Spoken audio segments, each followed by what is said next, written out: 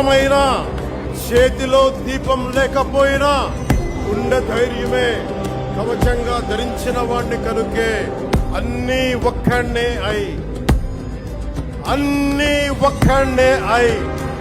2014లో జనసేన పార్టీని స్థాపించాం. దాశరథి కృష్ణమాచార్య మాట బలం తెలంగాణకే కాదు, నెల్లూరులో చదువుకున్న నాకు కూడా.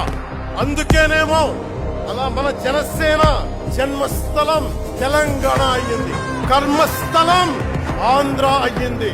రుద్ర వీణ వాయిస్తా, అగ్ని ధారలు కురిపిస్తా, తిరుగుబాటు జెండా పట్టిస్తా, దుష్ట పాలన నుండి విముక్తి కలిగిస్తా అన్న కృష్ణమాచార్య మాటలు మాకే కాదు, మబ్బుల్లో పరిగెత్తే పిడుగులు, వేట కోసం బయటకొచ్చిన కుదమ సింహాలు వారికి కూడా ఊతమిచ్చినాయి.